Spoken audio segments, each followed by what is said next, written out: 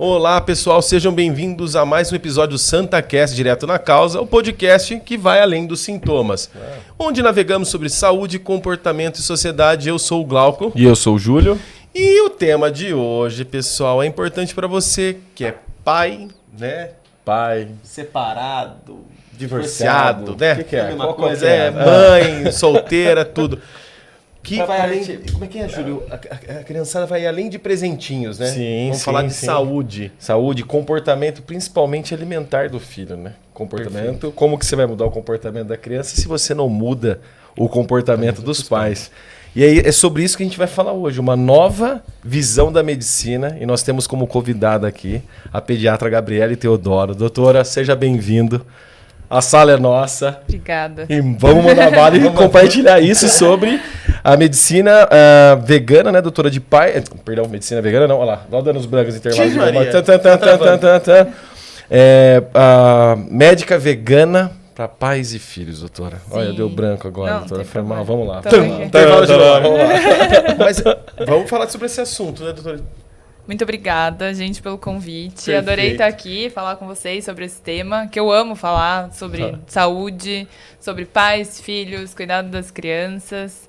E, bom, eu sou pediatra, mas também cuido de adultos agora, porque eu vi essa necessidade na própria pediatria, né? É como vocês falaram, não tem como a gente cuidar da criança sem cuidar da família. No fundo é isso, né? A gente acaba envolvendo todo mundo ali nos cuidados e... Enfim, vamos falar um pouquinho sobre isso aí. Então eu já vou começar com uma pergunta curiosa. Doutora, por que pediatria? Por que? Né? Já manda na eu amo criança. Eu amo criança.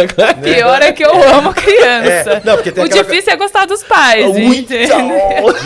Divino pai. Eu acho que os pais dão mais trabalho. Com certeza.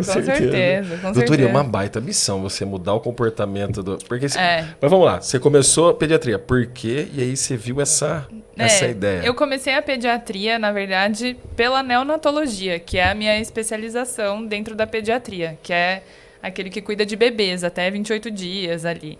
Então, quando eu fiz faculdade, fiz residência, foi o que eu mais gostei ali, era cuidar dos bebezinhos. E eu não tinha nem contato com os pais, né?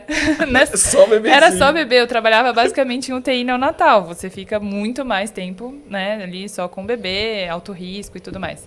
Ver coisa também difícil, né, doutor? É, super difícil, enfim. Mas aí eu quis migrar para essa área de consultório e sempre gostei da interação com as crianças, de fato, e eu quis entender um pouco mais sobre isso. Comecei a atender consultório. E aí, quando eu comecei, de fato, a ter esses vínculos familiares mesmo, de atendimento no consultório, aí eu percebi que eu precisava cuidar de todo mundo, assim, de cuidar da família, porque eu não conseguia ter um resultado na criança se eu não mudasse o comportamento dos pais. De todo mundo ali que está envolvido no cuidado da criança, né? Direto ou indiretamente. Então, é uma coisa que... foi na prática ali, do dia a dia mesmo, que eu fui sentindo que eu precisava... também tá por trás disso, né? Por trás do cuidado da família em geral.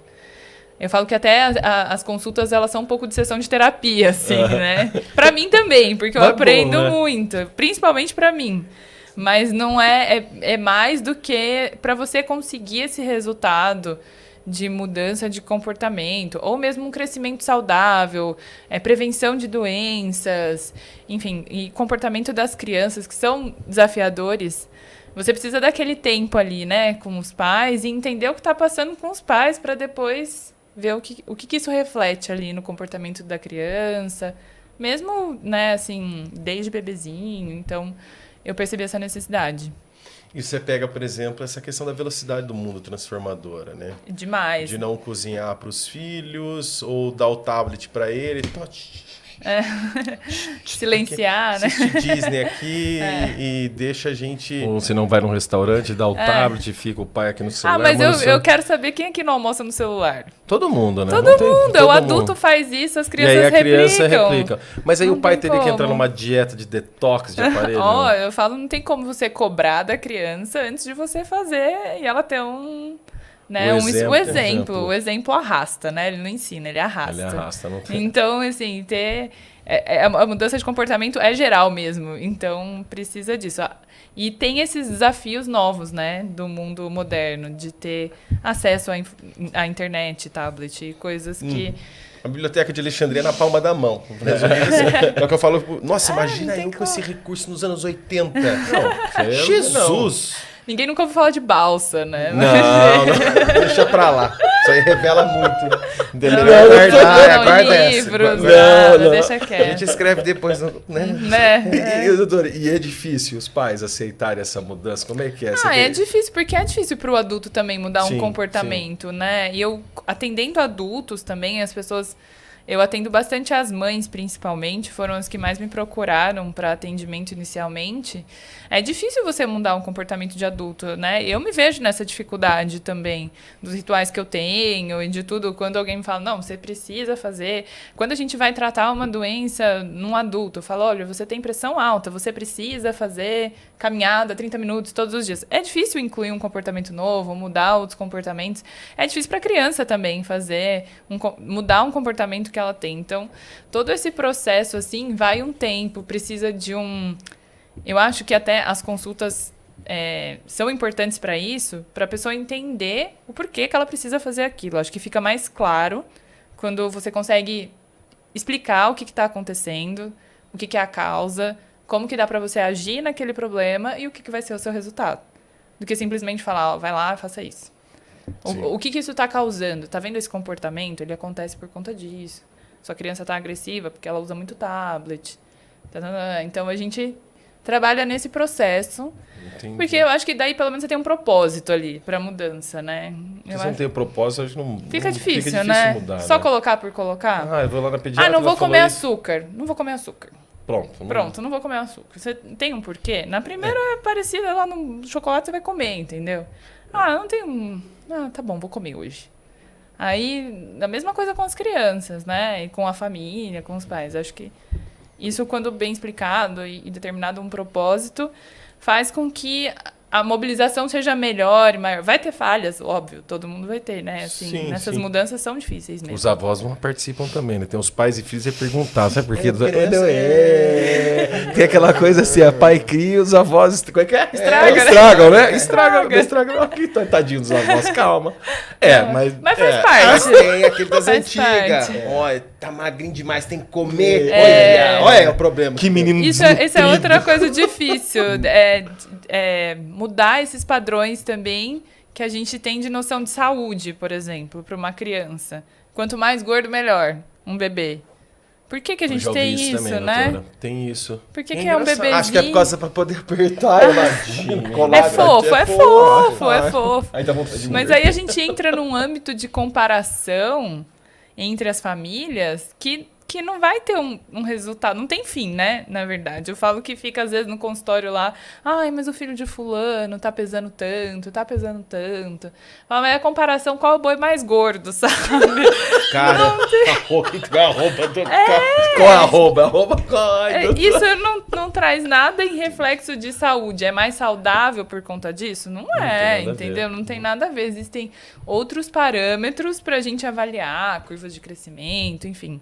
1000 outras coisas pra gente avaliar, além do peso da criança. E existem padrões, referências dentro da normalidade que variam também. Um bebê, sei lá, de 1 ano pode pesar de 8 a 10, 12, entendeu? Assim, existem diferenças de pesos dentro da mesma idade que são saudáveis e tal. E aí, se você fica entrando nesse mundo da comparação em tudo ali... Pra tudo, né? Pro adulto, pra criança. Que até a doutora fala, eu tava stalkeando a doutora, ela tava falando sobre inspiração. Como é que é, doutora? Inspiração e comparação. É isso que acontece. É isso que acontece. Às vezes, a rede social tá aí, todo mundo tem informação, e tem informação, às vezes, não tanto de qualidade, e aquilo ali acaba sendo um pedaço muito pequeno do que é a realidade, né? A rede social em si. Então, aí a fulana posta que o filho dorme tantas horas. Aí a outra vai lá e se compara e fala, putz, o meu acorda a cada 2 horas pra mamar e não dorme, não sei o que e tal. E, putz, ele tem algum problema. Então, já entra num nível de comparação. Ao próprio peso. E aí eu até postei falando um pouco sobre atividade física, porque eu faço atividade física e muita gente fala, eu queria fazer igual você, porque eu queria. Falo, mas a minha realidade é essa. Né? Eu vivo assim, eu tenho isso de tempo, eu não tenho filhos, eu faço isso. Você é mãe, você trabalha, você faz isso. Você acha que você consegue fazer o que eu faço com a minha disponibilidade? E aí cria uma expectativa. Uma expectativa que você não vai alcançar nunca. E tinha gente que falava assim, trabalhava em grandes empresas, falava assim, não tem como uma mãe ser uma boa profissional e uma excelente mãe. Vai ter que escolher. Vai ter que escolher. O mercado, o mundo corporativo e, sei lá, o capitalismo em si, ele é bem cruel com a maternidade, assim, nesse ponto. Porque não dá oportunidade para você ser as duas coisas. Eu acredito A mulher isso. sofre mais do que o homem, né? Com certeza. Ficou grávida, X nas costas, já começa a pensar, eu vou ser mandada embora. Existe E muito normalmente isso. acontece nas empresas. Ô, doutor, e uma curiosidade, porque quando assim, até a gente tá falando, né, medicina, tanto médica para pais e filhos, a hora que senta, como é que é para conversar? Aí a criança, você conversa individual com a criança? Eu tô curioso. Porque normalmente vai no pediatra, o pediatra, resumo, né? Tem uma filha de 4 anos. Tá com isso, que ela tá com esses sintomas, não sei o quê, passa uma receita, exame. Ou consulta de rotina, entra, pesa, vacina, tal, como é que tá em dia? Vitamina D, ferro, vai dá embora. uma olhada. Põe na curva. Como é que vocês estão? O médico como vocês vocês estão, estão, né? Vocês estão. Eu falo que é consulta digital. O digital pra cima, tá assim. Porque é muito difícil pro paciente, né? Chega lá, agora você já mudou a forma. né? No meu consultório, por exemplo, não tem mesa entre eu e o paciente. Então a gente já senta. Já quebrou a barreira. A história dele é muito legal, Pra gente estar próximo. Porque ali, pra ser uma sessão de terapia, você tem que estar de frente ali com o paciente e tudo mais, né? Enfim. Então, assim, depende um pouco da idade, de como que é ali o atendimento, mas uma criança que já anda, brinca, chega, eu deixo as crianças brincando, converso primeiro com os pais, tento entender um pouco a dinâmica familiar, como funciona, como a criança chegou, foi planejada, não foi, o que aconteceu, parto, enfim, pensando desde uma primeira consulta, né? E aí entro na rotina familiar, rotina da criança, acompanhamentos e tudo mais, para depois... E aí eu já vou observando a criança brincar, vendo como está o desenvolvimento ali, como que ela cria as brincadeiras, o que só tem livros e alguns brinquedos ali na sala, não tem nada eletrônico, então vou vendo como que ela vai a criatividade, o que ela gosta de fazer, como que está o desenvolvimento motor, intelectual e tal. E depois passo para o exame físico da criança, que acaba sendo, resumidamente, 15 minutos, né? Que é o que... a maioria faz, né? Mas aí você já pegou, coletou muito. Aí os outros 45, uma hora, eu já fiquei ali com os pais para entender o que está acontecendo ali com a criança. Não adianta muito. Ela é muito espelho do que acontece ali com os cuidadores. O ambiente, né? Influencia demais. E tem algum desafio? Qual que é o maior desafio, doutor, assim, hoje, do comportamento dos pais? Você vê assim, caramba, existe um padrão, né?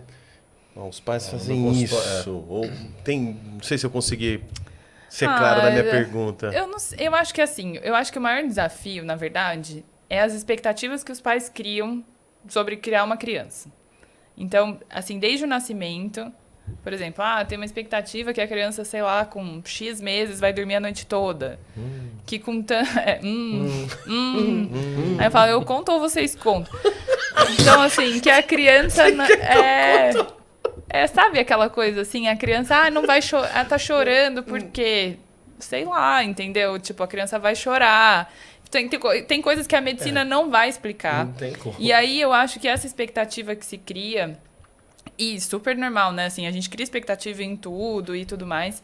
E até de como foi. Eu sempre falo assim, vocês vão ter que desconstruir um pouco da imagem perfeita dos pais de vocês, para vocês errarem também, porque vocês vão errar. Porque não nasce com manual, né? Não nasce com manual, exatamente. Então, assim, quando você desconstrói um pouco essa imagem dos pais perfeitos e tudo mais, e que você vai ter oportunidade de errar para aprender, tá tudo bem. Porque sempre junto com isso, essa expectativa e de que vai acontecer e daí não acontece, vem a culpa. Então, eu acho que é difícil lidar com isso, com a expectativa e com a culpa, sabe? Dos cuidadores, assim, porque... tudo vira culpa. Nasce uma mãe, nasce uma culpa. Tudo tô fazendo errado, a culpa é minha, então não dorme tantas horas porque a culpa é minha, porque o filho do fulano é expectativa e tal, não come porque a culpa é minha e tal. Então, assim, eu acho que até o legal e o bom de ter rede social hoje, ter esse acesso à informação, é conseguir essas informações de qualidade, porque aí você já fica tipo, não, então não é muito bem assim. Eu não sou um problema, então.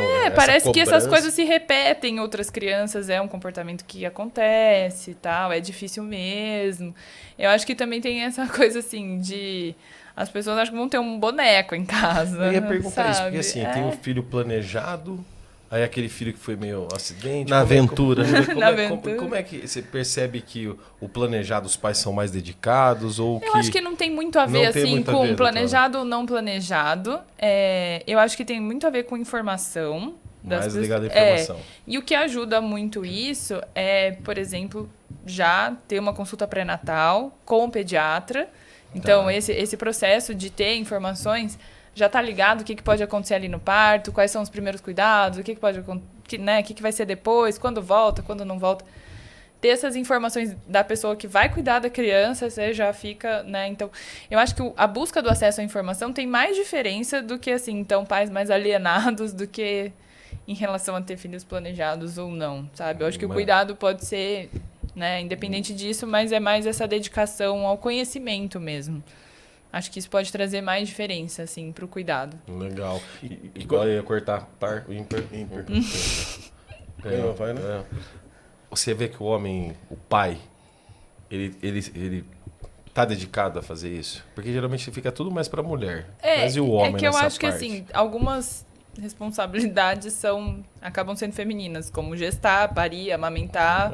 Não tem como. Não tem como dividir, né? Eu acho que todo o resto é para ser feito um combinado ali com o casal, os cuidadores, quem quer que seja, para fazer com que isso seja funcional para a família. E eu falo que pai ou, né, famílias que são homoafetivas, 2 mulheres, 2 homens, enfim, não é rede de apoio. Rede de apoio é quem ajuda, quem cuida. Então, assim, rede de apoio é quem está lá por trás para fazer o que você precisa para você. Agora, quem cuida da criança são os cuidadores.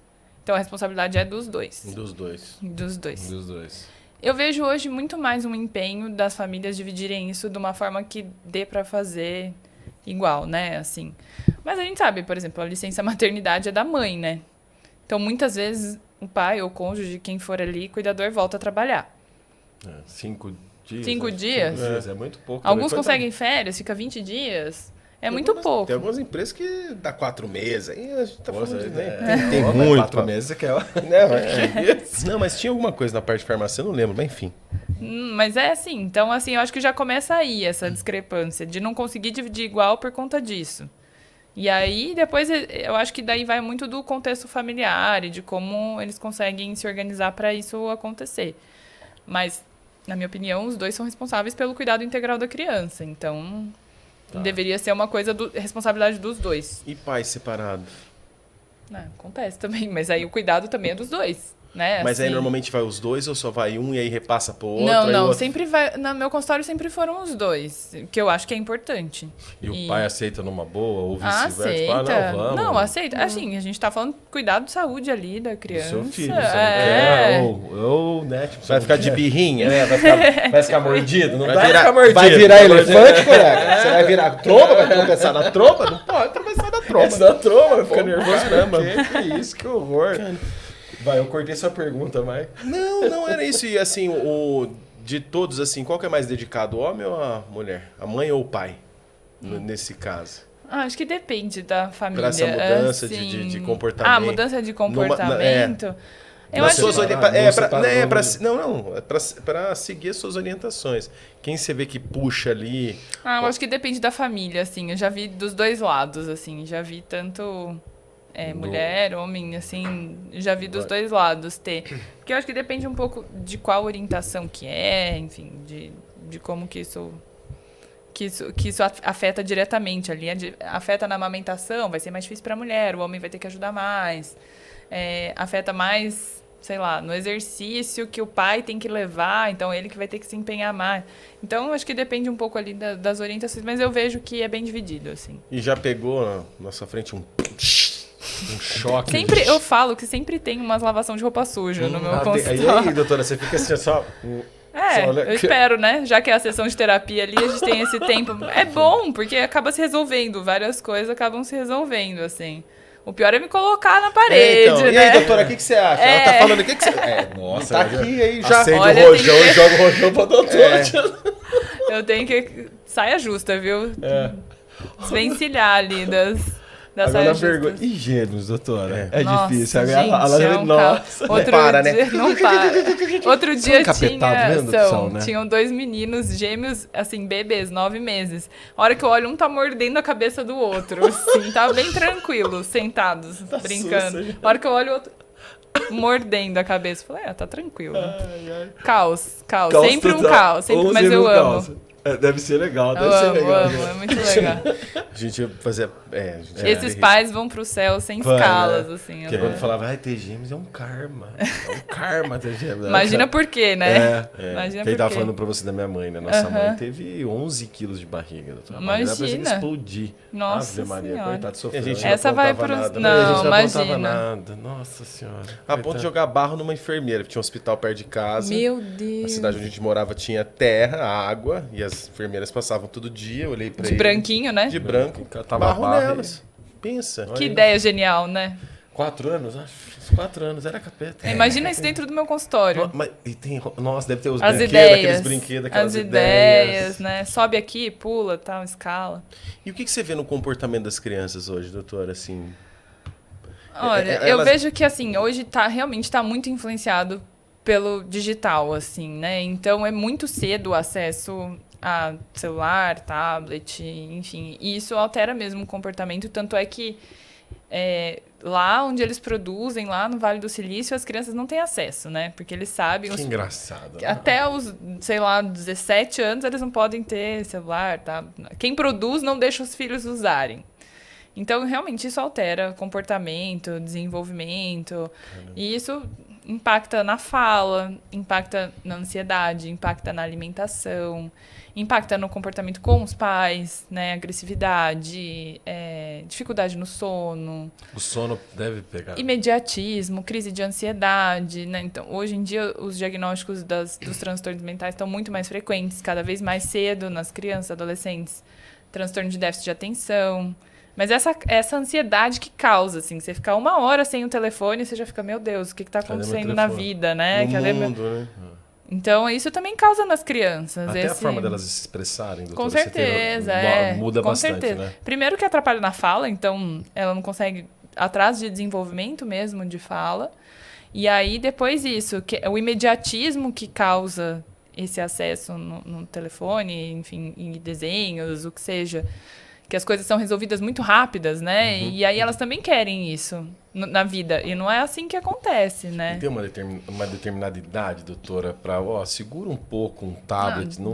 Desde que nasce. Desde que nasce, segura. Desde que nasce. A orientação porque já de 4, 3 anos já vai dando tablet, essas coisas. Seria legal dar um detox, né? Para os pais que estão ouvindo a gente, assim, doutora, seria dar uma... Sim, existem umas orientações específicas mesmo da Sociedade Brasileira de Pediatria, tela 0 até 1 ano. Antes era até 2, e aí viram tela que não... Zero. Tela 0 até 1 ano. Antes era até 2, e aí viram que seria quase impossível manter o tela 0 até 2, liberaram 15 minutos por dia até os 2 anos. Mas é assim, eu sempre falo, ainda que tenha um acesso, você ainda tem que pensar no que a criança está tendo acesso. Que tipo de conteúdo, Que tipo de conteúdo, porque isso, né, impacta diretamente em muitas recentemente, coisas. a menina de 8 anos, que foi o teste de desodorante lá, sobreviver. Tudo essas coisas são da internet, né? O que aparece ali ter esse controle ainda é mais importante do que só o tempo, né? De acesso à internet, telefone. Doutora, a gente está falando desses comportamentos, tecnologia, e a gente quando fala do vegano, vegetariano, para introduzir esse novo comportamento... Eu ia falar da alimentação, porque hoje, 34% das crianças são obesas? Né? Mais ou menos. A obesidade ainda é a doença que mais mata no mundo, assim, em geral. E foi um diagnóstico que cresceu também muito nas crianças, né, recentemente. Então, a gente tem esse dado aí.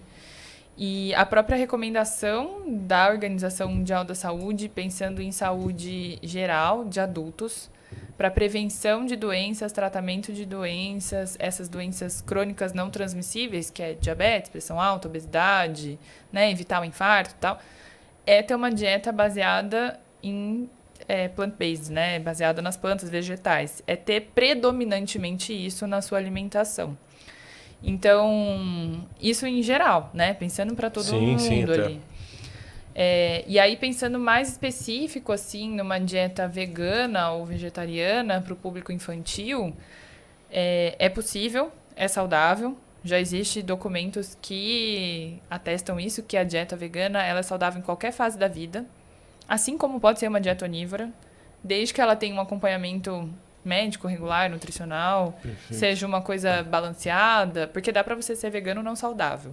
Tá? Não é porque tem um título ali que é saudável. Eu sou vegano, sou saudável. Tem aquela, não é moda isso aí, vegano, vegetariano, então... porque parece moda, ou é só pra colocar na vitrine das ilusões. Eu sou vegano. Aí ali tá ali no churrasco com a picanha, com a gordura vermelha, fazendo às vezes é mesmo vegano, mas não tem nada de saudável. Só come batata frita, industrializado, refrigerante, é tudo vegano isso, e a entendeu? Pizza, porque é vegano. É vegano, e não quer dizer que é uma pessoa saudável. Então...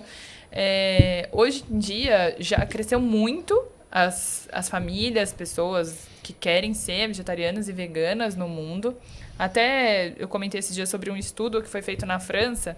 E é engraçado isso, porque na nossa formação acadêmica a gente tem pouquíssimas informações sobre isso, ou quase nada. Eu na pediatria não tive nenhuma informação sobre dieta vegetariana na infância, por exemplo. Se isso pode ser saudável ou não.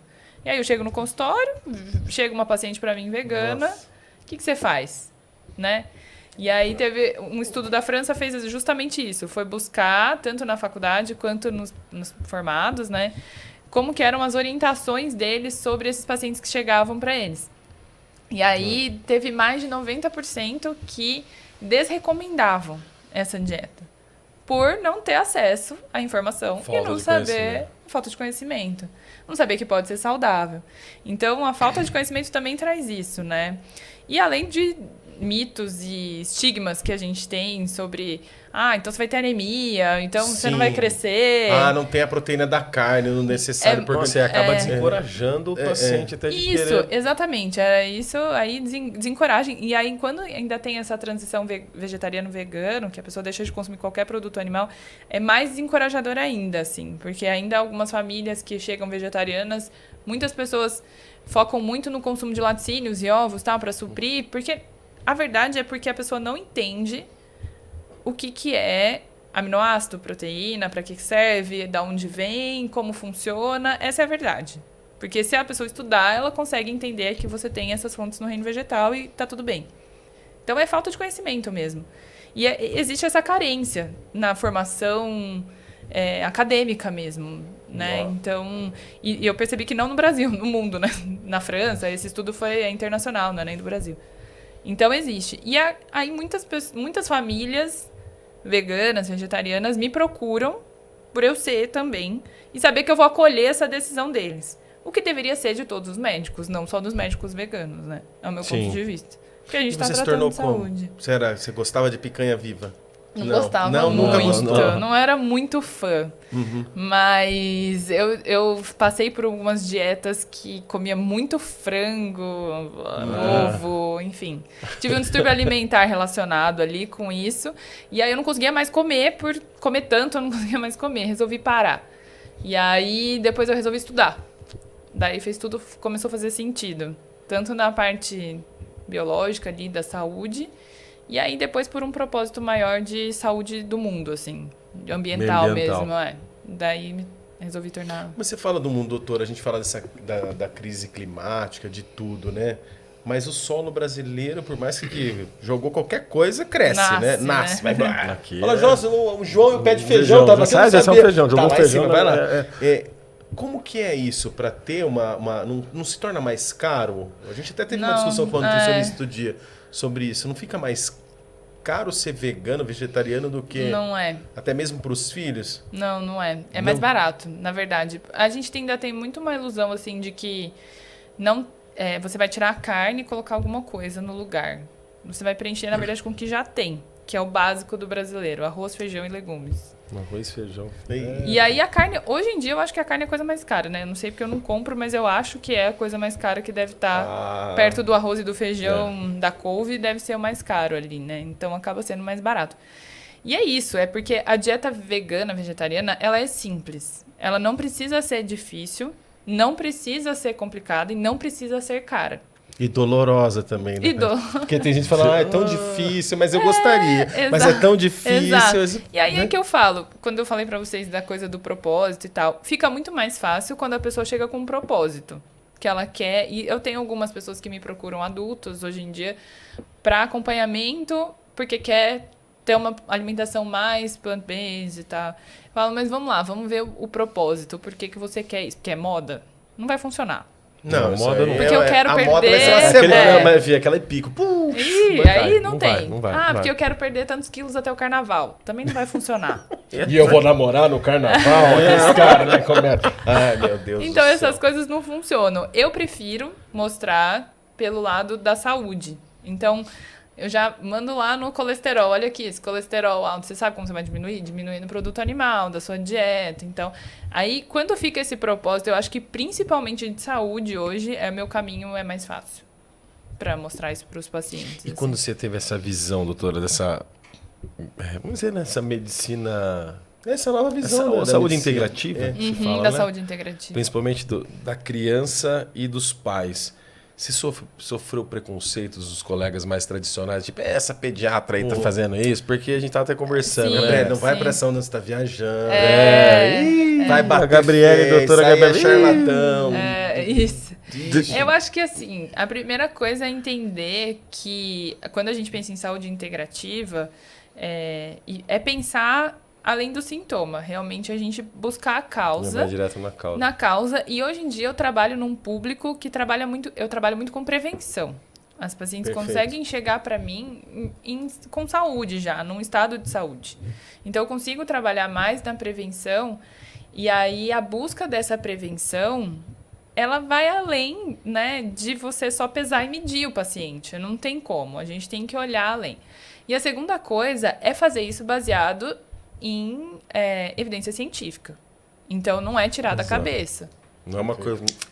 Achei aqui, o vento tá pro norte, vamos botar essa vitamina aqui. Então, é isso. E assim, a medicina vai evoluir e está evoluindo constantemente para isso. Eu acredito que para isso.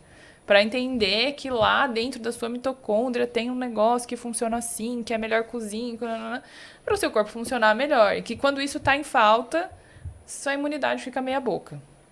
Então, eu acho que é esse tipo de visão que a gente tá tendo que vai além de tratar o sintoma mesmo, né? De chegar lá com amidalite e tratar com antibiótico. É além disso. Porque é mais fácil também, né? Parece mais fácil, é pragmático. Isso é antibiótico. Antibiótico. Eu sempre fui super curiosa, assim, de estudar. Eu gosto de estudar. Acho que eu nunca parei. Na medicina não dá pra parar mesmo, né? Porque as coisas até porque tem o povo da gulgada, chega a questionar. Exatamente. Isso me fez ir atrás. Porque as pessoas chegavam com questões mesmo. E aí isso começou a ficar uma coisa mais frequente nas mídias, nas redes sociais. E aí, conversando com alguns colegas, eu passei em consulta com a doutora Cibele, né, nutrologia, e ela tem toda essa visão integrativa de trabalhar na prevenção, na causa, performance e tudo mais, de uma forma diferente do que só tratar sintomas. Então, eu busquei isso também para a pediatria e até para os adultos também que eu atendo. E eu acho que isso, ao meu ver, assim, é essencial para você buscar uma qualidade de vida. A gente tem hoje uma expectativa de vida já maior. A gente tem tratamentos de doenças. O que é importante, é óbvio que precisa existir amoxicilina para tratar ali. É óbvio, não é isso. Você não tá... Estamos falando para matar os imagina, não vai usar antibióticos. Imagina, a gente não tá tratando disso. Mas é você chegar lá com 80 anos, andando, tendo força, comendo, entendeu? Tendo tudo funcionando, saúde mental, saúde neurológica. Hoje, a quinta doença que mais mata no mundo é o Alzheimer. Homens e mulheres. É Alzheimer. Então, a gente está trabalhando nisso. A medicina está buscando a prevenção também dessas doenças. E é interessante fazer já aqui na base na criança, porque essa criança obesa é a hipertensa de amanhã, é o diabético. Com certeza, com certeza. Vai mudar muito. E assim, doutor, eu estava lendo, acho que é a demografia médica, acho que 2020 ou 21, que fala sobre o número de títulos, né, por especialidade. Se não me falha a memória, a pediatria está em segundo lugar. É o que mais tem, né? Uma das coisas que mais tem. E aí me chamou a atenção dessa sua visão de buscar os seus colegas pediatras hoje, que estão nos assistindo no Brasil. Quantos por cento você acredita que está com essa visão mais holística, né? Essa Aí pergunta, filho da mãe, sai daqui, segurança, tira o Glauco daqui. Vai pra lá, você tá com pergunta. Não, mas vou no banheiro já. Não é querendo me comprometer, mas você acredita que grande... Não, eu acredito que grande parte não está nessa visão ainda. Eu ainda acho que é uma coisa bem nova e que está engatinhando. Mas eu acho que vai ser a solução para muita coisa, inclusive. E eu acho que se não evoluir assim, a gente não vai conseguir buscar essa qualidade de vida que a gente quer.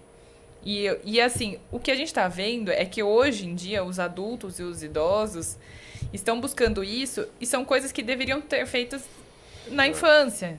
Antes, na gestação, hoje em dia. Antes da gestação. Antes volta eu fiz uma live com a Cibele que fala sobre os 1.100 dias. São 100 dias antes da gestação, a gestação e os 2 primeiros anos da criança. Como que isso influencia diretamente em tudo na vida da pessoa? Na programação metabólica, de desenvolvimento de doenças crônicas não transmissíveis, diabetes, pressão alta, Alzheimer. Já temos até tudo. o próximo podcast com as duas. Chama as duas. Legal. Fica a dica, viu, Gê? Aí, Cibele, doutora Cibele. Cibele, segura que vai chegar convite. Vai chegar convite. Pode chamar. Mas é isso. Então, o que a gente tem visto hoje é isso. E eu acho que quem ficar preso só em tratar sintomas, daqui a um tempo não vai ter espaço dentro da medicina. Porque a gente está evoluindo para isso, né? Você quer chegar lá na frente com qualidade de vida. A busca pela performance no esporte, tudo isso faz diferença, você ter essa visão mais integrativa de tudo, assim, né? E aí também falando, assim, você tem que ter... Pensando na visão integrativa, por exemplo, quando você pensa no paciente, na criança, nos pais, quando eu preciso fazer esse tipo de tratamento, normalmente envolve multidisciplinar. Não é tão fácil. Não é uma coisa assim... Aliás, é o mais difícil. Você mudar um comportamento. É mais fácil passar um remédio, realmente. É muito mais fácil. É muito mais fácil, né? Você prescrever lá estatina e não vai vou fazer infartar. atividade física. Aí eu tomo estatina, não faço atividade física, muito mais baixar fácil. meu coluna, não tem como. Não tem como. E até saiu um estudo sobre isso, inclusive. E daí você falando de saúde mental, neurológica. Você tem que falar pro paciente, você vai ter que meditar. Meditação já é comprovado cientificamente que diminui estresse, cortisol, ajuda a emagrecer, ajuda o paciente a dormir, diminui crise de ansiedade, depressão. Então, você tem que passar é uma prescrição, entendeu? E aí envolve todo esse cuidado multidisciplinar. E os pacientes entram em contato, por exemplo, viu no Instagram, doutora, médica de pais e filhos, vegana. Eu já vou lá que eu já vou mudar, já vou virar vegano. Eles já vêm com essa proposta? Algumas pessoas vêm e algumas pessoas perguntam, você não vai me fazer virar vegana, né? Eu ia falar isso. Você vai me converter, né? Eu não faço Vire vegana agora. Não vai. Não. Eu mostro dados e eu mostro as recomendações de evidências científicas. É isso. Então, assim, você precisa fazer isso para a sua saúde. Você precisa diminuir o seu consumo. Não vou taxar ninguém de nada. Você precisa fazer isso. É o que está escrito aqui, o que tem resultado. Perfeito. Se você fizer isso, você vai viver mais. Senão... Sua saúde vai melhorar dessa forma. Ô, doutor, e antes você nota uma mudança, óbvio, a gente já sabe disso, né? Que a pandemia mudou muito o nosso comportamento. Mudou. Ficou mais difícil para implementar isso, dessa questão da mudança comportamental dos pais? Acho que ficou, viu? Porque todo mundo ficou com... Deu uma paninha. Você tá meio... Não, a sensação que o negócio ficou... Não, e assim, o que tem se falado hoje é que vai demorar um tempo pra gente recuperar o que foi acontecido, né? Esse tempo de isolamento, pro desenvolvimento infantil, as crianças que ficaram sem escola, né? Em casa, o pai trabalhando no home office. O caos que foi aquilo, gente... Para a família inteira, né? Para a saúde mental de todo mundo ali foi difícil. E aí, para o próprio desenvolvimento e esse acesso a celular, tablet e tudo mais, ficou muito mais amplo na pandemia, né? Isso aconteceu mesmo. Para conseguir trabalhar, né? E não é um julgamento, é o fato que aconteceu. Aconteceu com todo mundo. A falta de interação com outras crianças e pessoas e tudo mais. A qualidade da alimentação também. Prática de atividade, né? Então, o sono, você comentou também, piorou também o sono as crises deles, de ansiedade, né? por esse acesso, tanto...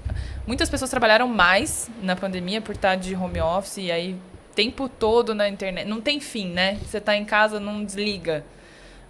O e-mail chega às 11 da noite, você tem que responder às 11 da noite. Esse imediatismo...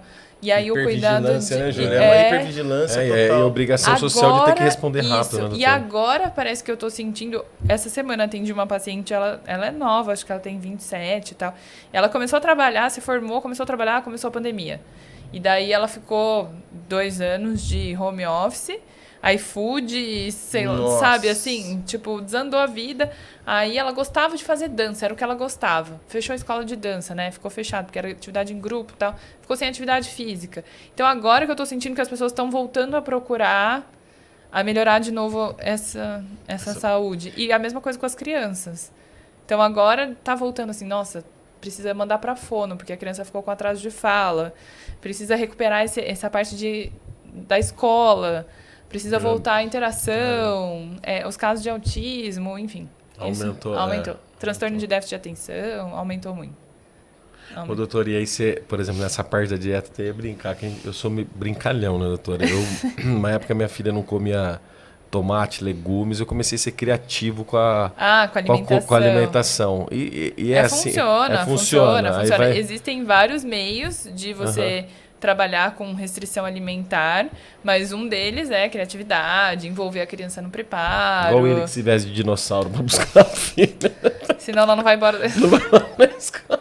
Ontem eu não fui, ela pegou... Tipo, quem é você? Pegou a máscara. Pai, por que hoje você não foi com a máscara? Eu falei, filho, o pai tava procurando, não achou. Cara. Eu falei, nossa senhora. Mas é curioso, né, a criança, essa geração que é a alfa, né? Dizem que até é a geração que vai mudar muita coisa. Né? Só que é uma geração que pegou uma pandemia aí no meio, né? E até em relação à alimentação, eu vejo que muitas crianças vêm com a ideia de não comer carne, não gostar delas mesmas. Não gostar, não comer. E algumas crianças fazem associação, assim. Eu tô comendo a galinha pintadinha... Tipo, ela, assim, caramba. O peixinho ali do desenho, a vaquinha do livro, teve que morrer pra estar aqui e tal. Então, algumas crianças trazem esse tipo de associação e não querem. E às vezes a família não tem nada a ver, que é vegetariano, nada a ver. E aí busca, tudo bem, doutora, ela não quer, tô preocupada, né, enfim. Mas é impossível. Bom, pode ser tosca a minha pergunta, mas... Se o pai não ele consegue fazer a criança mudar alimento, por exemplo, hoje a criança obesa, né? É o que você mais pega. Não, hoje com obesidade. Com obesidade. Corrige. Uma criança com obesidade. Obrigado, Ju. Assim, a obesidade ela é multifatorial, né? E ela envolve também algumas questões metabólicas, genéticas e outras coisas. De fato, a mudança do padrão alimentar é um dos pilares do tratamento. Envolve várias coisas no tratamento da obesidade. É uma doença, né? Assim, então, muitas vezes a gente precisa de um trabalho multidisciplinar, até terapêutico e tudo mais. Mas a mudança de comportamento, não tem como. Tem que mudar comportamento familiar. Não vai porque o pacote de bolacha não saiu do mercado. Isso, eu falo, mas sua criança trabalha, tem salário, ela vai no mercado, faz as compras sozinha. Então, assim, depende do empenho e da mudança de comportamento. O que é mais difícil. Eu acho que para as crianças é difícil, mas para os adultos é mais. Normalmente está vivendo há mais tempo da mesma forma, né? E qual a idade, mais ou menos, você pega, doutora, das crianças, assim, até que começa com... Eu atendo desde o pré-natal, né? Desde antes de nascer, acompanho alguns partos e eu atendo até 18 anos, né? Assim, pensando no infantil. Acaba que depois do 7 é anual o encontro e aí algumas acabam depois indo só para especialidades, tipo, vai para ginecologia, vai para urologia, vai para gastro, enfim. Mas eu vejo que assim, esse padrão, normalmente ele de mudança e que precisa mais, são nas crianças de idade pré-escolar ali, de 6 até a escolar, de 12, pré-adolescência. Entendi. E essas crianças, por exemplo, o Gogol mencionou, às vezes a criança já vem com esse pensamento de galinha pintadinha. Esses são os pequenininhos. São os pequenininhos. Os pequenininhos. Tá. A minha ela já tem alguns comportamentos que fala, caramba, tá evoluído. O leite ela parou de tomar, não quero mais. Do nada. Nossa, beleza, eu só vi a conta fazendo tlim. Muito bom. Tlim. Parabéns. Fralda. Que o leite também foi, sabe assim? É. Muito, como que eu posso dizer assim, evoluído, né? Pegar a gente na nossa cidade dos anos 80, Não, você com tava... certeza. E o mundo tem que estar preparado para isso. Os pediatras, os pais, os avós, sei lá. Às vezes a gente tem que desconstruir algumas informações, né? Até de comportamentos assim, em relação à alimentação, para os avós, imagina. Nossa, a minha avó acha que eu devo comer, até hoje. Ela deve falar, você não filha come do doce, céu, você não tá vai magrinho. Você tá magra porque você não come carne, entendeu? Tipo, ela ainda tem um pensamento... Imagina para um bebê de, sei lá, 1 ano que não come. Daí é desconstruir alguns pensamentos, assim. Mas aí é importante o conhecimento médico. Importante a família confiar em quem tá levando ali para, né, trazer essas informações. E eu acho que o respaldo científico é a melhor forma de você conseguir essa confiança ali com o paciente. Então, de você trazer isso para a realidade, para o que vai ser saudável, e mostrar que está tudo bem ou que não está tudo bem. O que vai ser... Eu tenho certeza que os pais buscam lá a melhor informação, o melhor comportamento, o que seja de melhor para a criança. Então, você mostrar isso nos dados científicos, eu acho que é a melhor forma de conduzir aí esse processo e mostrar o propósito ali. Porque a hora que você mostra embasamento científico, o pai fala, não, a doutora tá embasada, já mudou, opa. Porque também não sei se é uma prática, talvez, do pediatra mais tradicional, doutora, de mostrar isso. Então, é isso que eu acho que talvez falte um pouco na consulta, e a saúde integrativa é pensar nisso. É pensar em envolver o paciente, porque é um momento de autocuidado dele. Sim, sim. Então, ele tá buscando... Né, o adulto vai lá, eu vou lá na consulta da doutora Cibele, eu quero saber o que eu tenho que fazer, por que eu tenho que fazer, onde eu quero chegar, como eu quero chegar. É um momento de autocuidado dele. E aí eu acho que isso traz confiança para a consulta ali, traz esse vínculo que é importante. Não só tratar a doença ali, sabe? Sim. E aí eu acho que cada vez mais esse tipo de medicina tem que se estabelecer, assim, que é o que vai trazer o paciente para perto de você. Sim, sim. Eu ia perguntar, você vai perguntar? Posso? Vai. Sobre tratamento, doutora, por exemplo, manipulado, entra em que momento aí? Então, a gente pensando nessa visão, principalmente preventiva, eu acho que entra muito. E pensar no geral, né? Porque hoje em dia a gente tem algumas recomendações, são básicas, pensando em saúde pública do Brasil, do tamanho que é, do que dá para fazer pelo SUS, o que é ótimo. Melhora muito a qualidade de vida das crianças e salva muitas crianças. Como eu falei, eu trabalho nesse nicho de prevenção, que eu estou dentro do meu consultório, ali na bolha, que eu consigo coletar exame, eu consigo entender como funciona o corpo da criança, porque ela está tendo tal sintoma de repetição ou não, comportamento, como está a alimentação, o que está faltando porque ela come menos isso, mais aquilo. E o que eu posso direcionar ali como suplementação que isso vai trazer de benefício para ela. E aí muito individualizado. Perfeito. Então, como cada um, numa dose, vai responder e acompanhar esse desenvolvimento e resposta de cada criança, cada adulto, enfim. Todo mundo nesse processo. Assim. Certo. Que aí até, acho que a alimentação saudável precisa de suplementação. Então... Anda junto. Anda junto. A alimentação é sempre a chave, né, da vida saudável ali, a alimentação saudável. É a cerejinha do bolo, a suplementação que a gente pode fazer. Mas hoje em dia a gente não tem mais os mesmos nutrientes que a gente tinha dos alimentos produzidos pelo solo. Existe uma variação muito grande ainda de... Você come a banana de hoje é diferente da banana de amanhã, não vai ter exatamente os mesmos micronutrientes e tudo bem. Mas aí como que a suplementação pode direcionar e ajudar ainda nesse... principalmente em prevenção de doença, eu acho. Prevenção... porque assim, você estava falando, né? Primordial, né, que a gente fala. É uma prevenção primordial. A prevenção primária seria, por exemplo, tratar o colesterol.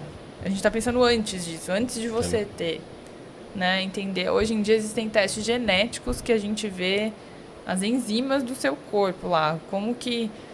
eu tenho uma... Amortais, já. Então, eu fiz um teste genético, inclusive, com a doutora Cibele. A gente descobriu que eu tenho uma mutação lá no ciclo da metionina da B12. Então eu tenho que tomar uma forma de B12, senão eu não absorvo. Não adianta eu tomar outra. E aí nessa parte entra a manipulação, que aí você consegue individualizar. Você vai direcionado no que o paciente precisa, na dose que ele precisa. Então isso eu acho que vai ser a medicina de ponta, assim. A nutrição e medicina de ponta. Até pensando na nutrição mesmo. Também, esse exame da doutora Sibeli é legal. É muito legal. É muito legal. É muito legal. Ela falou aqui pra gente também, foi muito legal. Então você direciona demais, assim, o tratamento ali e até na parte preventiva mesmo. Eu, por exemplo, eu não tenho uma deficiência de B12, eu não tenho doença neurológica, eu não tenho nenhum problema. Mas se eu deixar de tomar, provavelmente eu vou ter. E aí eu quero tomar da melhor forma. Como que é? Qual que é a minha dose? Qual que eu respondo? Então, entendeu? É esse tipo de manipulado que a gente trabalha. Quando e também você ficou assim, um exame genético? Não, bem, o que será que eu tenho aqui? Dá um medinho, né? Dá um medinho, né? De abrir. Você quer saber mesmo? Mas até a gente fala assim, ele não é um determinismo. Então, por exemplo, eu tenho lá no meu exame genético que eu tenho tendência para obesidade. Eu nunca fui obesa, mas eu trabalho, né, na minha alimentação, na minha saúde. Não é porque você está escrito lá que você vai ser. Então, ele também é pra te alertar e direcionar pro contrário. Não dá pro cara ler isso aí e falar assim, pera aí, deixa eu acelerar. Hambúrguer. Isso. Deixa eu provar se vai dar certo. E existe uma frase que é assim, a gente herda muito mais comportamento do que genes. Mais comportamento do que genes. Então, a criança pode ter 0 genes de obesidade e ter a obesidade por comportamento. E o contrário também, né? Assim, ela pode... ter a parte dos genes, mas assim, o comportamento diz muito mais do que só gene. Então é legal para você direcionar nessa parte de prevenção e tal, mas não ter isso como uma sentença. Sim, né? porque senão a pessoa vai, sentença, pronto. Você e pronto, né? E falando de alimentação, de prevenção, a questão é da substituição de proteína, que acho que todo mundo, proteína animal. Não, você não vai encontrar, sei lá, posso estar falando besteira, cogumelo, shimeji, não, é parecida a proteína, não é, não tem como, a carne indispensável. Você não vai conseguir melhorar a parte muscular, você não vai crescer. Eu tô com uma curiosidade, o doutor... cortei, foi mal, vai. Slow. Tá bom, vai, ansiedade. Você travou. Travou. Você travar, rapaz. Você tá hoje tá difícil. Você. Não, dessa questão da absorção. Faz você, por exemplo, o que você substitui? Então é isso, não tem uma coisa que você vai substituir. Você vai comer tudo que tem na natureza e tudo que tem na natureza vai ter tudo que você precisa. Então vai ter a quantidade de aminoácidos que você precisa. Você não vai conseguir substituir a carne por um alimento vegetal. Nenhum alimento vegetal vai ter as mesmas propriedades ali da carne. Vai ter a mesma quantidade de proteína, gordura e tudo mais. Nenhum alimento do reino vegetal, até porque nenhum alimento do reino vegetal tem colesterol como tem a carne. Então, começando por aí, não vai ter. Nem a quantidade de proteína que ela tem. Então, o que você precisa é fazer uma combinação dos alimentos vegetais e conseguir tudo que seu corpo precisa. Sim. E tem.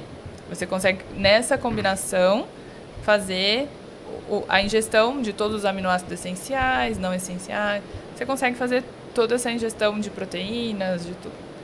Eu acho que eu falei que eu ia ficar rica se toda vez que eu falasse que eu era vegana, eu ganhasse R$1 na conta e alguém perguntasse, nem peixe? Eu ia ficar rica. E você, que é vegano? Pessoal, aproveitando, tá gostando do nosso bate-papo aqui, por favor, já dê seu like. Cumprimenta a gente. Senta o dedo no like. Acione as notificações e, por favor, compartilha, né? Principalmente para quem precisa saber sobre essas informações com essa especialista. Principalmente pais que querem mudar o comportamento, né? Exatamente. E aproveitando, já tem uma pergunta aqui sobre comportamento. Manda ver. Doutora, na sua experiência, quanto tempo essa mudança comportamental dos pais? Eu acho que depende. Depende da urgência que a gente precisa de um resultado e depende do propósito. Eu ia perguntar, aí volta pro propósito de novo. Depende do propósito. Então, tem muita gente que chega já para tratamento de doença mesmo, e aí precisa ser imediato. Quando a gente fala de prevenção, depende um pouco se a pessoa entende o propósito daquilo, de como aquilo vai trazer o benefício para a saúde da criança ou do adulto mesmo. E eu acho que outros propósitos, assim, por exemplo, às vezes as pessoas querem se tornar vegetarianas e veganas por um propósito ambiental, de animais e tudo mais. Isso faz com que ela busque essa mudança de uma forma mais rápida, enfim. Eu acho que quando envolve menos padrões, melhor. Quando a gente envolve mais propósito, é assim, por exemplo, a moda, perda de peso, estética, enfim, para agradar alguém, quero ser assim por tal motivo, é mais eficiente quando a gente pensa em propósito. E ainda que seja a longo prazo, é melhor que seja eficiente e permaneça. Melhor então, do que curto prazo e depois vê abandona aquela curva tudo. e cai. Não vai longe, entendeu? Não vai muito longe. Então, eu acho que quando a gente começa a ver, por exemplo, resultados de vamos tirar o tablet da criança, tal, vamos tirar tanto acesso à internet, enfim. E aí ela começa a desenvolver melhor a fala. Em 3 meses tem um resultado. Então os pais se animam também, né? É uma coisa que tá dando certo. E doce é uma coisa que pega a criança? Pega, pega também. Esse acesso desenfreado ao açúcar é uma coisa que... vai no mercado, tem... corredores e prateleiras. A obesidade e a hamburgueria mais cresceu mal. pra caramba, né, doutora, também, né? O que mais tem é hamburgueria. Por isso que eu falo que é... Não, e não só o açúcar, mas o consumo excessivo de proteína animal também trouxe... Tanto é que é isso a batalha da Organização Mundial da Saúde e tudo mais, é mostrar que você não precisa de tanto. Porque hoje em dia, eu acho que assim, sei lá, a geração dos meus avós, não tinha carne no almoço e no jantar todos os dias. Hoje em dia tem. Na casa... o refrigerante famoso. Esses dias a gente... Preto e vermelho, né? A gente tava brincando esses dias. Como que uma família dividiu uma coca de 1 litro? Então, de fim de semana. De fim de semana. E era uma vez na semana. Então eu acho que esse acesso desenfreado a esse tipo de alimentação trouxe consequências para todo mundo. Então a carne também, né? Assim, antes o prato sem carne ele era um prato comum. Para muitas famílias, assim, há um tempo atrás. Arroz, feijão, salada. E só. Ia, farofa, sei lá. A mistura, a famosa mistura. Vai comprar mistura, bem? Vai comprar. Vai fazer mercado? A mistura chique era uma vez por semana, sei lá. De vez em quando tinha frango, ovo, mais ou presunto e queijo. Quem tava brigando que era difícil ter presunto e queijo na mesa. Então, pensa. Aí isso foi virando uma coisa muito mais frequente e tá aí o resultado, né? Na nossa sociedade. É visível. Não tem como não tem como. E aí a medicina também evoluiu nesse sentido de ter remédios para tratar isso. E agora a gente está vendo que a gente tem que prevenir, né? Ao invés de só tratar. Tratar só diabetes, tratar só pressão alta, tratar o infarto. Ótimo ter esse tipo de tratamento. Salvou muitas vidas, mas eu não quero nem ter isso. Melhor não ter. Melhor não ter. Não pagar para ver. Uma curiosidade, eu sei, doutora, a imunidade das crianças por perder esse convívio social, até para criar, alterou mesmo. Terra, né? Não comer. Tô brincando. Ou comer aquelas, como é que é? Formiga bitu. Não sei se você chegou a ter essa experiência, mas quando a gente era pequeno, a gente chegou a comer a formiga bitu na lata. Comer uma coisa que eu lembro quando criança. Melhorava a visão, mas falava à vista. À vista. À vista, pagamento. Não, mudou com certeza. O próprio convívio entre outras crianças e o convívio externo com o contato com vírus mesmo, com bactérias, né, de escola, de outras crianças e tal, trouxe... A gente teve anos difíceis, assim, quando voltou, logo que voltou as aulas e tal. Meu Deus. Doutora, aceita mais água, doutora? Acho que vou aceitar um golinho. Nunca vi tanta criança doente, assim. Então, perdeu a sazonalidade das doenças. Então, as estações mudaram. Não, a gente tinha bronquiolite em abril, maio, junho. Agora a gente teve surto de bronquiolite em dezembro. Nunca vi isso. E eu nem tenho tanta experiência, assim, na pediatria. Mas mesmo assim, todo mundo falou. Nunca vi isso. As doenças gastrointestinais. Era mais no verão, tal. Teve um surto em julho. Então, mudou completamente. E a imunidade das crianças, como elas responderam a essas infecções de uma forma muito mais grave do que era. Então, com certeza, isso mudou e vai um tempo aí pra gente conseguir recuperar. Muita criança constipada, doutora? Umas queixas mais comuns. O consultório é constipação.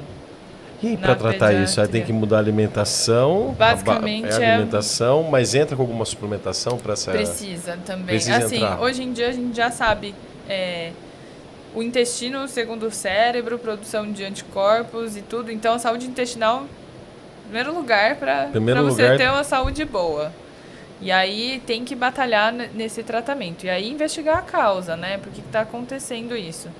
É uma alteração de microbiota, a gente precisa entrar com suplemento de probióticos, prebióticos, é a alimentação que está precisando ser mudada, existe uma parte psicológica aí envolvida, também vai para um tratamento multidisciplinar, mas de fato suplementação com certeza, tratamento sintomático também, porque não é para ficar sentindo dor, enfim, a gente tem que trabalhar em tudo, psicológico, mas é super comum, uma das coisas mais comuns que tem.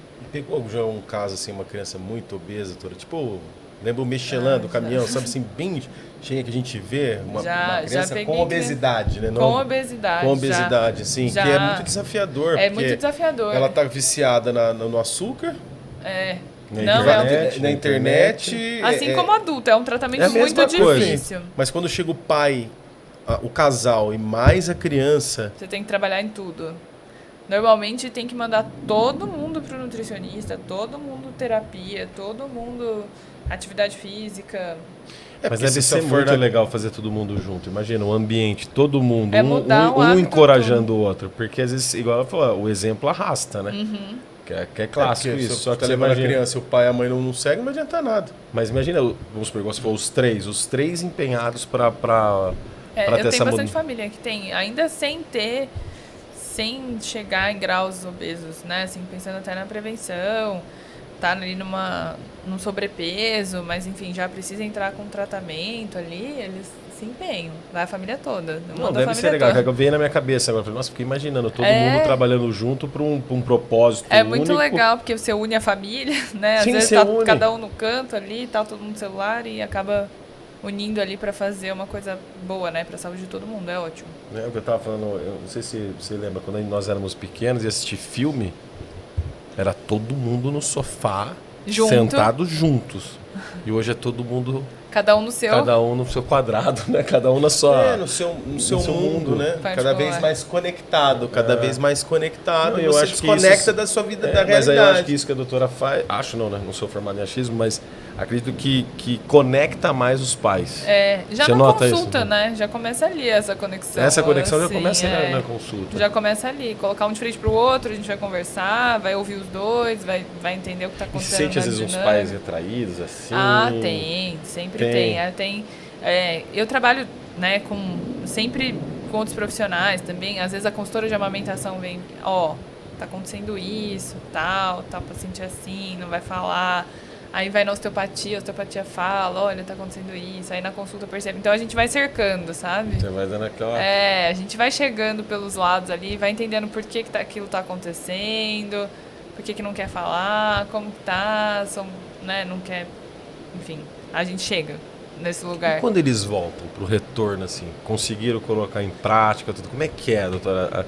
É muito bom, né? Para você deve ser fantástico, doutora. Sim, nossa, é muito bom. Eu estava conversando até sobre esse tema com outros colegas, do contrário também, da frustração que a gente fica, às vezes, de passar um tratamento, e daí o paciente volta e não deu nada certo.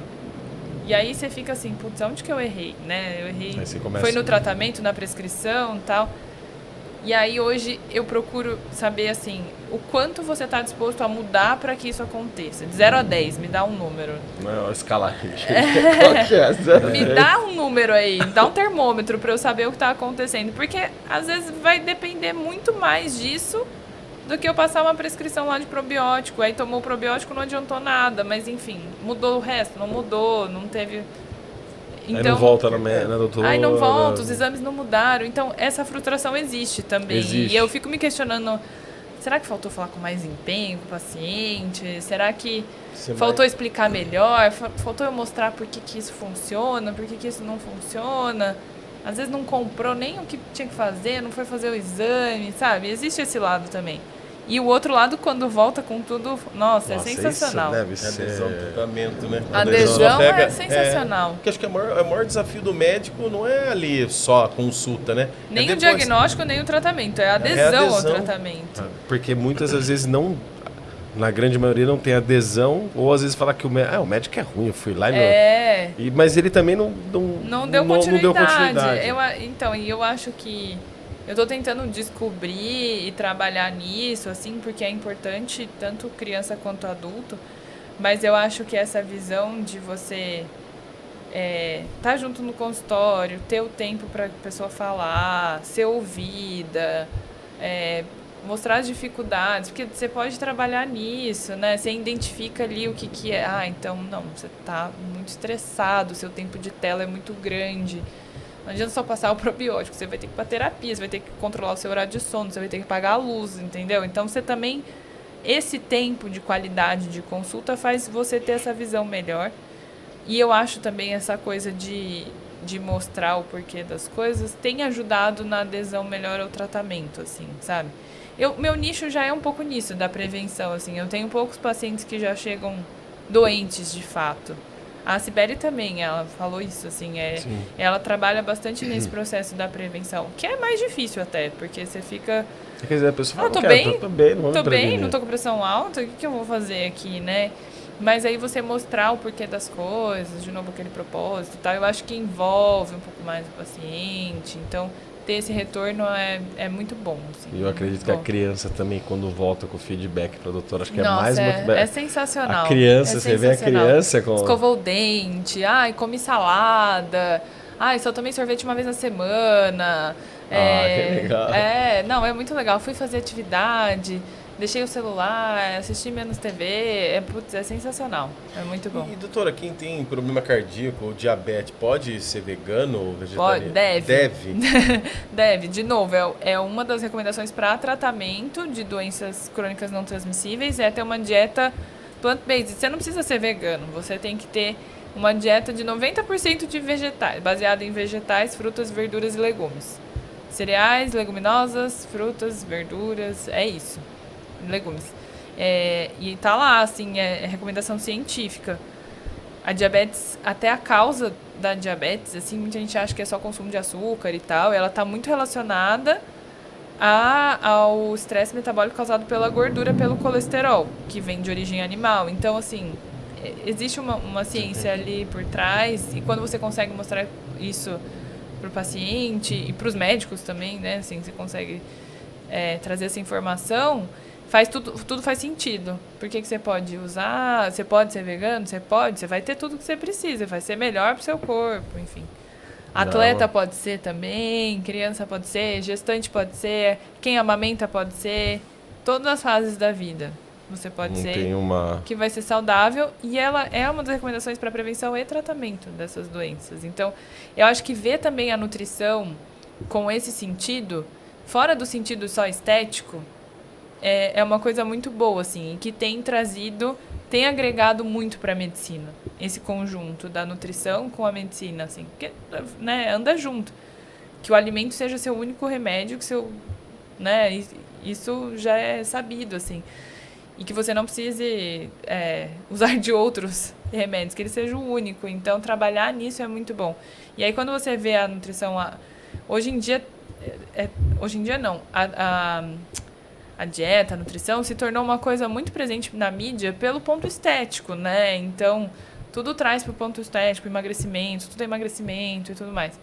E aí, quando você coloca ela como um movimento de autocuidado, como um movimento de prevenção de doenças, de tratamento de doenças, você vê que vai muito além. É comportamental comer, é social comer. Então, você tira aquele plano raso ali e você mostrar isso para os pais, o quanto é importante também para eles manterem essa relação boa da alimentação, sim, com a comida, com a criança, faz todo sentido, assim. Legal, né? E hoje tem muitos jovens que estão naquela, eu não sei, né, que a gente estava lendo outro dia, que é o povo que toma medicamento para dormir. Aí um para acordar, é energético, e mais faltando, são 3, né? Não lembro agora de cabeça, mas é um para dormir, um para acordar e um para acelerar o dia, né? As bebidas à base de cafeína. Mas isso é muito frequente. Eu tenho um grupo que a gente montou, que chama Plantico, que sou eu, médica, tenho uma nutricionista, uma educadora física, uma professora de yoga e uma psicóloga. Que e a legal. gente trabalha em conjunto, né? A gente atende pacientes, tanto individuais, mas basicamente em conjunto. E a gente fez um post sobre isso, falando sobre isso. O quanto a gente fica... puxa de um lado e puxa do outro com medicamento para você viver o que a sociedade te impõe, a velocidade de trabalho que você tem que ter, você não pode ter tempo para comer, você tem que dormir pouco, produzir muito. Mais com menos. Quero ser milionário rápido. Quero ser milionário Exato. rápido, tá todo mundo rico, eu tô pra trás. E aí, se você acredita só nisso, vai precisar desses remedinhos aí mesmo. Vai Como precisar que de chama o grupo, doutora? Plantico. Plantico. Depois eu vou passar para vocês Passa, no a gente vai pôr Instagram. na descrição. É muito legal. A gente tá rolando um projeto agora que chama Recalculando, que a gente fez, recalculando a rota, sabe quando você se perde? Que assim? legal. Vamos recalcular aqui o que está acontecendo Show. na minha vida. E aí a gente está na segunda edição agora, está acontecendo já.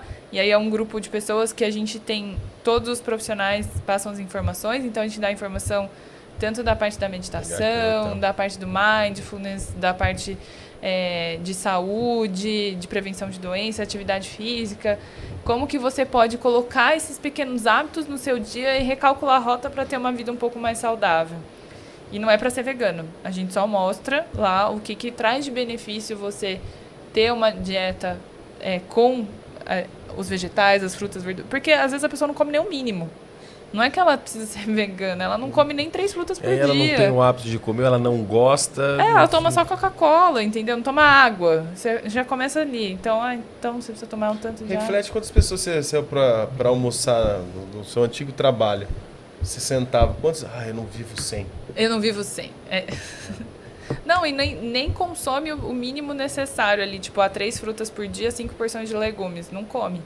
O mínimo, assim. Não é pra você falar, nossa, você vai virar vegana agora em uma semana. Não é isso, entendeu? A pessoa nem fica tem doida. como, não é pra isso. A gente quer mostrar caminhos que podem te trazer mais saúde. E, doutora, conforme vai mudando o comportamento, trocando carnes, vamos supor, você sente talvez que a alteração, a pessoa fica mais nervosa, altera um pouco o humor dela quando muda essa alimentação? A criança também, com certeza, deve sofrer isso. Muda e muda pra melhor.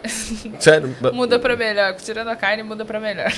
Não fica nervosinho no começo. Sabe o que acontece? Muitas pessoas hoje, com essa questão da nutrição, estética e tal, existe essa coisa do low carb. Tudo é low carb, ninguém come carboidrato, ninguém come fruta para não engordar e tudo mais. Isso altera tanto o humor, a pessoa que não come carboidrato. E a dieta plant-based, ela é basicamente carboidrato. Ela tem mais de 60% de carboidrato na sua composição. Então, você aumenta muito a quantidade de carboidrato ali na sua dieta, tem uma proporção de proteína necessária e reduz a quantidade de gordura. Viva pizza, que eu tô brincando. Viva pizza. Não entendeu nada, né? Não entendeu nada, né? Podcast da doutora. Eu vou embora. Vai embora, doutora. Vai embora. Agora eu tô zoando. Minha pizza que esse cara confunde. É por isso que eu tô de propósito. Você vai sair que tem pizzaria do lado. Um rodizão. Carboidrato. Já sei. Mas isso é muito bom. Muda o comportamento para melhor. Você diminui. E é muito bom porque você come mais com menos calorias. Você tira a gordura, a proteína animal, que sempre vem com gordura. Você come mais com menos calorias. E aí a gente tava falando disso no projeto. Porque daí altera seu sono, você dorme melhor, sua digestão é melhor. Você consegue ter performance na atividade física. Você não tem sono depois do almoço, quando você consegue trabalhar melhor. Você consegue meditar, você consegue, sei lá, fazer um monte de outras coisas que talvez com a ingestão de proteína animal em grandes quantidades te prejudicava e você nem sabia. Tipo, um vegano ele tem mais facilidade para definição do que um... Não tem. Os estudos mostram que a performance é igual nos onívoros e não onívoros, nos veganos. Não é melhor. Eu poderia falar aqui que é melhor, porque eu ia amar falar que era melhor. Nossa. Mas eu ia amar muito. Incentivar muito. Sim. Mas a ciência, o que tem de estudo, é difícil fazer estudo que mostra isso, né? Porque tem muitos vieses envolvidos na alimentação. O que é uma dieta vegetariana? Eu posso comer peixe de sábado e domingo. Então, é muito difícil você conseguir fazer um estudo multicêntrico, duplo cego, randomizado, tudo isso para trazer uma base científica. Então, o que tem hoje de estudo científico, que faz de revisão de literatura, mostra que não tem diferença. Então, você pode ser tão bom quanto, porque até onde se sabia, falava que quem era vegano não chegava lá. Então, você não... vegano, você não vai conseguir, sei lá, ser atleta, fisiculturista, maratonista, e consegue. Tem o mesmo tipo de performance que o onívoro. E aí tem alguns benefícios que a dieta vegana, plant-based, pode trazer, como, por exemplo, um alto índice de alimentos com antioxidantes. Porque quem faz uma dieta plant-based certinha ali, o vegano saudável, ele tem isso em grandes quantidades. Então, isso auxilia na recuperação muscular, isso auxilia em outras coisas, funcionamento intestinal, o sono está melhor, e isso pode trazer benefícios ali no esporte. Então, isso pode trazer. Aquele documentário no Netflix, eu achei muito legal. Que é bem legal. Dieta de gladiadores. Isso. Muito legal, que aí mostra o Arnold desmistifica algumas coisas, né? Que a pessoa que acha que come planta não pode ter músculo, enfim. E não tem nada a ver. E vai meio pela escolha do seu dia, né? De repente você tem aquela, olha, tem carne, posso ter a opção de uma abobrinha. Mais feijão. Arroz, feijão, eu não sei se é verdade, mas falavam que completo. A alimentação do brasileiro, porque todo mundo fala do japonês, né? Muito completo o arroz e feijão. Mas se o brasileiro continuasse comendo arroz, feijão, a saladinha que a gente estava falando, seria uma da população mais saudáveis do mundo mesmo. Com certeza, por isso. É bem completo o arroz e feijão, assim, em termos de aminoácidos, proteínas e tal. Mas até a leguminosa em si, os feijões, foi considerado o alimento mais saudável do mundo, porque ele tem uma proporção de carboidrato, proteína e gordura que seria o ideal para você compor o seu dia, assim. É óbvio que você não vai viver de feijão, mas assim, é uma coisa que deveria estar inclusa na nossa dieta e é uma das coisas que foi mais associada à longevidade. Por exemplo. Feijão. Os feijões. Feijão, lentilha, entra na classe no grupo deles. Dá pra fazer bastante coisa. Eu já cheguei a fazer hambúrguer de feijão, é bom pra caramba, é muito gostoso. E hoje em dia acho que a gente já tem várias possibilidades para quem quer fazer esse processo de transição e tem vontade, porque existe isso, comer é social, enfim, é memória afetiva e tudo mais, de comer um hambúrguer que seja de planta e lembra o gosto da carne. Gente, existe isso. Tem gente que critica, você virou vegano, então por que você quer comer um negócio? Cara, porque eu vivi 40 anos comendo carne, eu tenho essa lembrança do sabor. Né? Eu tenho uma memória afetiva com isso. E aí, tudo bem, eles criaram, é óbvio que você não vai viver de hambúrguer, né? Esses hambúrgueres que tem sabor de carne, mas é a base de planta, porque não é saudável você comer isso todo dia, como não é saudável comer hambúrguer todo dia de carne. Então, assim, acho que a indústria alimentícia também evoluiu para isso. Tem maionese vegana, tem leite vegano, tem queijo vegano, tem hambúrguer vegano, tem pão vegano, tem basicamente tudo vegano, tem leite condensado vegano. Você consegue viver, assim, e ter memórias boas, afetivas, participar, ter social, ter tudo isso presente se você quiser. E doutora Gabriela, você começou vegetariana primeiro, depois vegana. Isso que é legal, porque você tem essa experiência, aí a experiência aplicada, você consegue... O paciente. E qual foi mais rápido? O vegetariano ou o vegano? O vegano foi, porque assim, eu já estava no processo, né? Sim, mas assim... Mas assim, foi muito... Porque o que aconteceu para eu virar vegana foi que eu participei de um congresso da Sociedade Brasileira Vegetariana, que era sobre veganismo, e eu fui, na verdade, porque tinha uma aula de pediatria sobre vegetarianismo na infância. Só que aí eu assisti todas as aulas, né? Fui ver tudo... E aí eu falei, eu preciso disso, pra minha saúde. Então aí foi da noite pro dia mesmo, assim. O mais desafiador você já fez, que ficou mais... Mas se fosse hoje, um carnívoro, assim, vegano ou vegetariano, qual que você mais... Não, eu nem indico virar vegetariano de uma vez. Eu acho que é um processo, você tem que entender o que funciona pro seu corpo, pra sua mente. Eu acho que fazer mudanças drásticas e rápidas é muito raro funcionar. Assim, para poucas pessoas vai funcionar isso por muito tempo e ser uma coisa consistente, né? Então, às vezes o paciente vai no meu consultório e eu falo, você tem vontade? Tá. O que você acha da gente fazer um dia sem carne? Vamos começar assim? Então vamos. Vamos ver como você fica. Então agora vamos fazer segunda e sexta, 2 dias. Já começa a aumentando. Agora vamos fazer um dia sem nada de proteína animal. O que você acha? Um dia inteiro. Vamos testar um dia vegano? Como você funciona? Como ficou seu sono? Como ficou seu intestino? Tem aquela campanha, segunda sem carne. Segunda sem carne. É uma das campanhas mais importantes do mundo para o vegetarianismo. E é isso, assim, trata um pouco mais até da saúde do planeta. do que individual. É mais pensar no coletivo, porque você não precisa ser vegano para salvar o mundo. Né? Você pode diminuir o seu consumo e é isso que eles batalham. Um dia sem carne, você já tá... Nossa, mas pega o Brasil, gente. É churrasco todo final de semana. Para os brasileiros assistir aquele Cowspiracy, né? Cowspiracy? Cowspiracy. Parece a conta parece o Sonic caindo. Todo mundo quer churrasco. Eu no começo de 2021, doutora, eu mudei drástico a minha alimentação. Eu tentei implementar, ser vegetariano, eu fiquei 3 meses sem comer carne. E aí? Foi uma experiência muito legal, me senti muito bem para pedalar. Mas ele foi pro recuperação, lado depois eu caí. Não, mas aí me chamou a atenção do que a doutora falou, você muda drasticamente. Só que aí para você se sustentar. Né?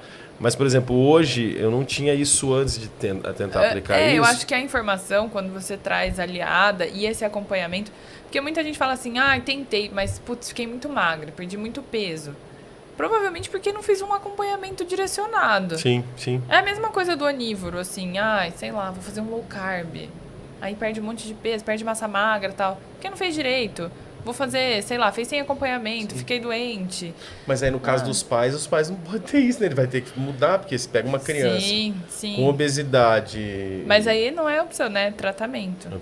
Então não é... A gente estava falando de criatividade, né, doutora? Por exemplo, aquele livro O Poder do Hábito. Eu tomei um tapa na cara em 2012, quando lançou o livro, que falava o seguinte, as primeiras páginas falavam o seguinte, é muito mais fácil você, como pai, passar no MC, né? No fast food, dá isso para ele, fica aí, come, do que você começar a cozinhar. E aí eu comecei a mudar isso na época com a minha filha, de fazer a comida e comecei a brincar.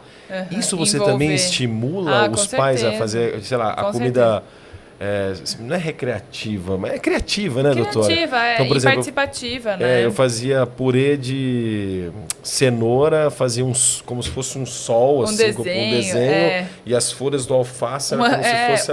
Um dos pilares de tratar a alimentação é criatividade e forma de apresentação. Então, criatividade e forma de apresentação. Cenoura cozida tem um gosto, cenoura refogada tem outro gosto, cenoura crua tem outro gosto, cenoura em palito tem outro gosto...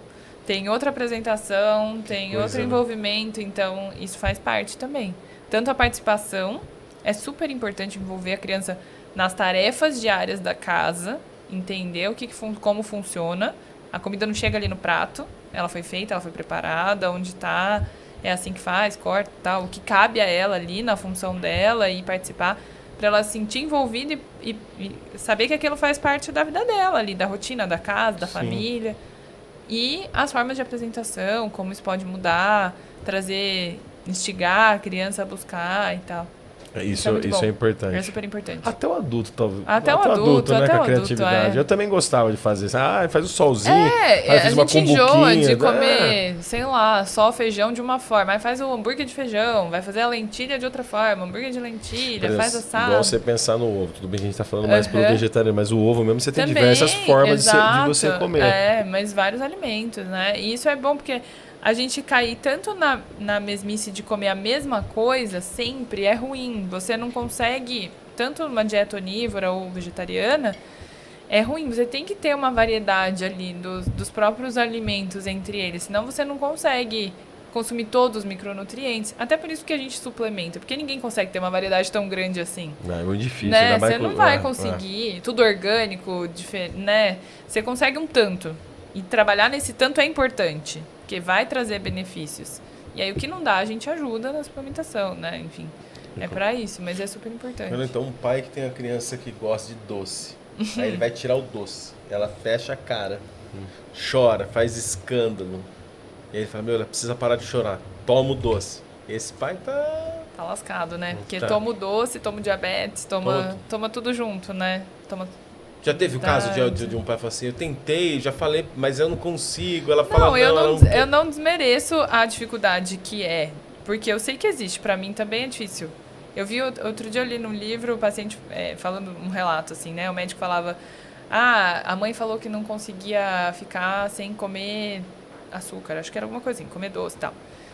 E aí falou que a criança precisava parar de comer, você tem que falar pra ela parar de comer, fala pra ela parar de comer. Daí a médica não falou nada. Ela falou, volta semana que vem. Aí voltou depois de uma semana e falou assim, olha, você tem que parar de comer açúcar, porque eu disse, mas por que você não falou semana passada? Ah, porque primeiro eu fiquei uma semana sem comer para eu poder falar para ela que ela precisava ficar sem comer. Então, mudar o hábito primeiro em você para você testar. E é difícil. Se você testar em você, é difícil. É difícil. Mas é sempre isso que eu falo. Tem que lembrar do propósito. Senão não vai fazer sentido mesmo. Senão vai ser mais fácil, né? Então, para os pais e filhos, o propósito. Né, doutora? Propósito. O propósito. Então, a dica que a é doutora dá de ouro para os pais que estão nos assistindo é propósito. Encontrar um propósito, né? O porquê das coisas. E é isso que eu acho que a medicina integrativa também busca. O porquê das coisas. Sim. Além do sintoma. Por que está acontecendo isso? Por que está todo mundo com obesidade? Por que está todo mundo tendo pressão alta? Por que está difícil manter a absorção intestinal tá tão ruim? Por que está tendo tanta doença de Alzheimer? É buscar os dois lados. Então, e aí mostrar isso para o paciente, o propósito, eu acho que para os pais lembrarem disso, né? É super importante também. Não, é legal que você começa na criança, né? Então você imagina, se tem hoje adultos que estão mudando o comportamento para viver mais, você imagina se ele tivesse enxergado isso. Eu falo, a gente mesmo. As crianças vão viver 100 anos, as crianças todo de hoje mundo. vão viver muito Vão mais. viver muito mais que a gente. Minha mãe tava falando assim, ela falou pra mim, olha, dentro da minha vida, ela é nova, ela tem 58, acho. E ela falou assim, dentro do tempo que eu tô viva, a expectativa de vida aumentou quase 20 anos já. Imagina para as crianças do futuro. Vai passar de 75 para 100 em breve. Até 80, mesmo as pessoas 85, que você olha e fala assim, essa pessoa tem 50 anos. Nossa, mas ela tem 50 anos, parece que nova. ela é nova. Que a gente fala que é o novo 40, o novo 50, né? Que Antes mudou. eu falava, nossa, tem 40, tá velha, tá meu velho. Deus. Eu olhava a gente de 30 ou pessoas da minha idade e falava assim, lá o coroa. Mas agora eu olho e falo, caramba, as pessoas, eu tenho essa idade do que eu falava quando era mais novo, mudou. Agora você imagina a criança, que ela vai começar na base. Essa criança, como vai ser ao decorrer da vida dela? Tá todo mundo querendo viver mais e melhor. E eu acho que essa busca, se você busca isso, precisa entender esse propósito aí de mudança de comportamento, porque como não tá dando para viver mais e melhor. Até viver até um pouco mais, mas melhor, não sei. Com muita sequela, com muita doença, com um monte de remédio. Não sei se isso é viver melhor. Não, e é interessante, parabéns pelo trabalho que ela está fazendo com os outros profissionais, para todos eles que estão nos assistindo, porque é um movimento fundamental na base. Porque onde que ela vai buscar informação? Ela vai na internet, nada contra os influenciadores, longe disso, mas às vezes não é o conteúdo correto para a pessoa, de um profissional para um paciente. Então dificulta. E parabéns pela Sim, novamente. E você nota que esse movimento, não sei se a gente já perguntou, se estou sendo repetitivo, doutora, mas esse movimento que você faz, você vê que influencia, não, eu perguntei de crítica. Eu perguntei se você recebeu crítica, mas você está influenciando mais, tanto até seus colegas pediatras. Sim, as pessoas, a gente acaba trocando uma ideia, assim, o que você está fazendo mais para isso e tal, aí já fala assim, isso aqui ajuda a prevenir, quando a gente trabalha mais nisso. A pessoa é interessante, então suplementa zinco pro intestino, para dermatite e tal. Então a pessoa começa a tentar entender como que funciona isso, essa busca da causa. E é interessante, né? É interessante para você. O paciente volta porque funcionou, porque ele não quer tomar remédio e melhora a qualidade de vida. Então, né? Tem isso, tem mais busca. Não sei se eu vi um termo aqui, uma medicina investigativa. Né? Mas é um detetive, né? Que multidisciplinar, você não fica bom, tem rapaz, levanta a mão e deixa Jesus puxar. não tem como perder. Desculpa. É investigativa mesmo. Eu acho que esse é o caminho. Esse é o caminho. Perfeito. Chegamos ao final, doutora. Muito obrigado. Obrigada. Pessoal, novamente reforçando todas as informações sobre essa profissional excelente, você vai encontrar na descrição do vídeo. Mais uma vez, dá o like, se inscreve no canal, acione as notificações e compartilha para quem precisa receber esse tipo de informação. Essa visão totalmente. Essa visão, muito legal, doutora. E lembre-se do propósito. E lembre-se do propósito. Pais e filhos. Doutora, muito obrigado mais uma vez. Obrigada, gente. Namastê. Obrigado. Tchau.